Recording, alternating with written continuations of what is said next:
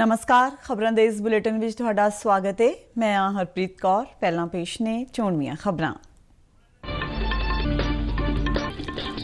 प्रधानमंत्री नरेंद्र मोदी 3 दिनां दौरे दौरान बाली विच G20 शिखर सम्मेलन विच हिस्सा लैणगे।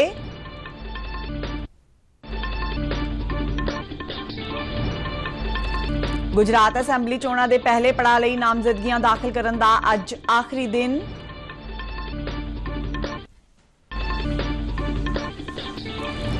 विश्व शुगर दिवस मौके अज करवाए जा रहे ने कई जागरूकता समागम।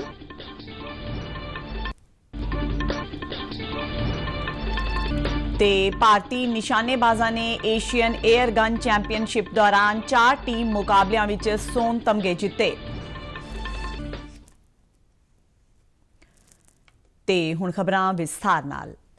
प्रधानमंत्री नरेंद्र मोदी इंडोनेशिया के बाली विच 17वें G20 शिखर सम्मेलन विच हिस्सा लैण लई अज 3 दिनां इंडोनेशिया दौरे ते रवाना हो रहे ने।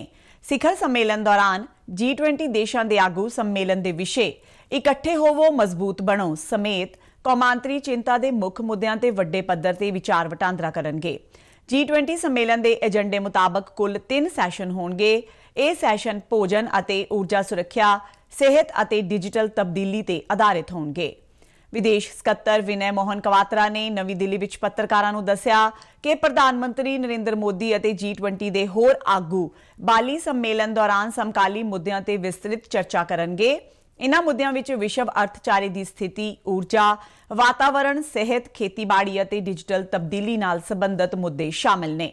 उन्होंने कहा कि G20 के सारे विचार वटांदरे मौजूदा विश्व आर्थिक ते राजनीतिक संदर्भ विच होणगे। उन्होंने कहा कि विश्व इस समय कई गंभीर चुनौतियां नाल जूझ रहा है, जिस विच कोविड तो बाद दी आर्थिक रिकवरी, कर्जे दी अनिश्चितता, यूरोप विच चल रहे संघर्ष अते इस दे नतीजे अते खुराक सुरक्षा, ऊर्जा संकट अते महंगाई दीआं चुनौतियां शामिल ने।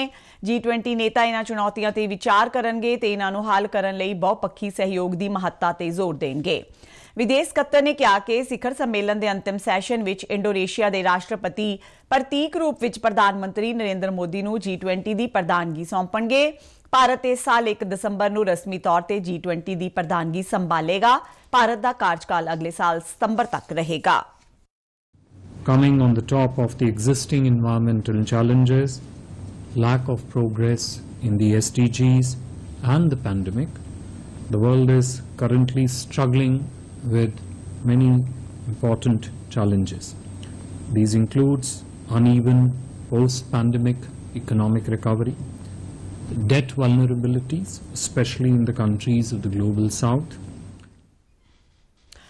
प्रधानमंत्री नरेंद्र मोदी ने देश के पहले प्रधानमंत्री पंडित जवाहर लाल नेहरू नूं उन्हां दी जयंती मौके शरदा दे फुल भेंट कीते। एक ट्वीट सुनेहे विच प्रधानमंत्री ने कहा कि असीं अपने देश लई उन्हां वल्लों पाए गए योगदान नूं भी याद करते हां। गुजरात विधानसभा चोणां दे पहले पड़ाअ लई नामजदगियां दाखिल करन दा काम अज शाम खत्म हो जाएगा।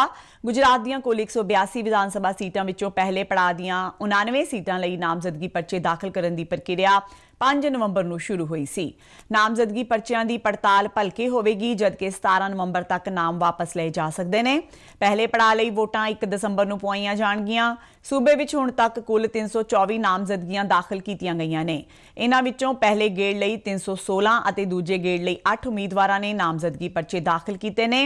इस दौरान भाजपा ने कल 1, कांग्रेस ने 6 ते आम आदमी पार्टी ने 2 होर उम्मीदवारां दा ऐलान कीता। केंद्रीय गृह मंत्री अते बीजेपी के सीनियर आगू अमित शाह ने कल गांधीनगर विच पार्टी के सीनियर आगुआं नाल एक उच्च पद्धरी मीटिंग दौरान चोण रणनीति बारे चर्चा की। विदेश मंत्री डॉक्टर एस जयशंकर ने कंबोडिया विच अपने अमरीकी हम अहदा विदेश मंत्री एंटनी ब्लिंकन नाल मुलाकात की।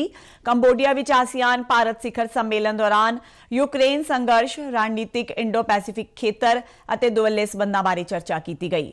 विदेश मंत्री एस जयशंकर इस वेले उपराष्ट्रपति जगदीप धनखड़ दे नाल आसियान भारत यादगारी सम्मेलन अते 17वें पूर्वी एशिया सम्मेलन विच भारतीय वफद की अगवाई कर रहे हैं।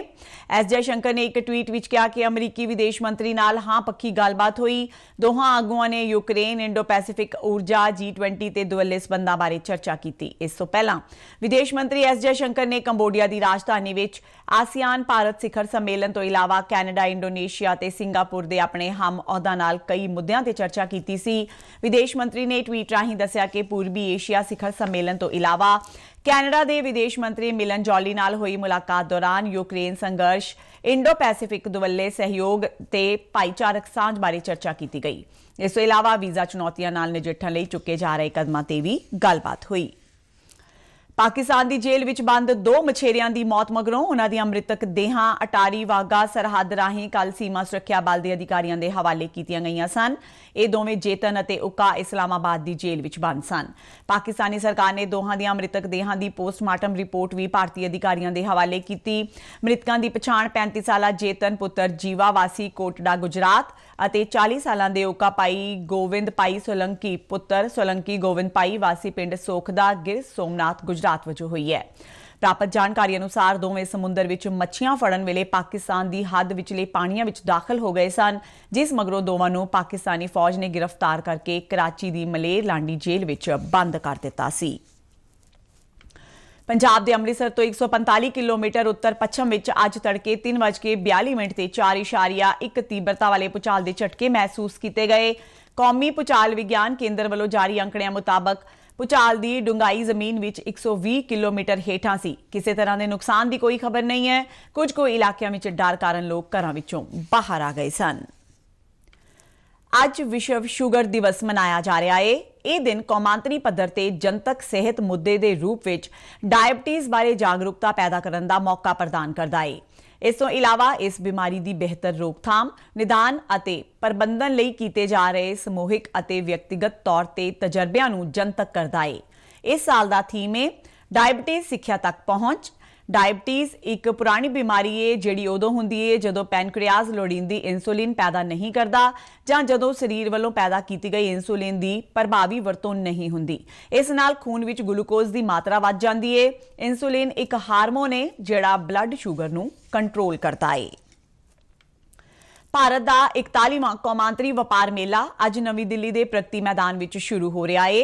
27 नवंबर तक चलने वाले इस मेले का उद्घाटन वणज अते सनअत मंत्री पीयूष गोयल करेंगे।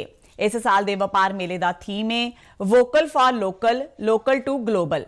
14 दिन का यह मैगा इवेंट विशेष महत्व रखता है क्यों जो ये आज़ादी का अमृत महोत्सव के जश्नां दौरान करवाया जा रहा है। इस मेले में 29 राज अते केंद्र शासित प्रदेश हिस्सा ले रहे हैं। मेले दौरान बिहार, झारखंड अते महाराष्ट्र सहभागी सूबे ने, जबकि उत्तर प्रदेश अते केरल फोकस सूबਿਆਂ वजों हिस्सा ले रहे हैं। ਵੱਖ-ਵੱਖ केंद्रीय मंत्रालयां, विभागां, बोर्डां अते PSU अपनी प्राप्तियां नूं प्रदर्शित करने लई इस समागम विच हिस्सा ले रहे हैं।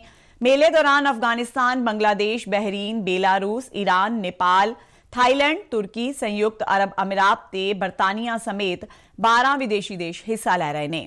व्यापार मेले विच तकरीबन 2500 देसी ते विदेशी प्रदर्शक अपने उत्पादां अते सेवावां नूं प्रदर्शित करने लई हिस्सा ले रहे हैं। व्यापार मेले के पहले 5 दिन विशेष तौर पर व्यापारक दिनां लई राखवे रखे गए ने। यह 19 नवंबर तो आम लोगों लई खोलिया जाएगा। मेले का समा सवेरे 10 बजे तो देर शाम 7:30 बजे तक होवेगा। तुर्की के मध्य इस्तांबुल के एक भीड़ भाड़ वाले इलाके में हुए धमाके में 6 व्यक्ति मारे गए ने ते 81 जख्मी हो गए ने। यह धमाका तकसीम स्क्वेयर इलाके की इस्तिकलाल सड़क ते होया। तुर्की के उपराष्ट्रपति फुआट कोकटे ने कहा कि अजिहा मन्निया जा रहा है कि यह धमाका एक महिला वालों किया गया आत्मघाती हमला सी। शहर दीयां भीड़ भाड़ वालियां थावां विचों मन्नी जांदी इस सड़क ते आम तौर ते खरीदारां दी भीड़ देखी जा सकती है। इस तो पहला 2016 विच एक आत्मघाती हमले दौरान इसनूं निशाना बनाया गया सी। भारत ने इस्तांबुल विच होए धमाके दौरान होए जानी नुकसान लई सरकार अते तुर्की दे लोकां प्रति डूंगी संवेदना प्रगट कीती है। एक ट्वीट विच विदेश मंत्रालय दे बुलारा अरिंदम बागची ने मृतकां दे परिवारां नाल हमदर्दी प्रगट कीती अते जख्मियां दे छेती सेहतयाब होण दी कामना कीती। ते इस दे नाल ही खबरां दा बुलेटिन खत्म हुंदा है। आग्या दिओ, नमस्कार।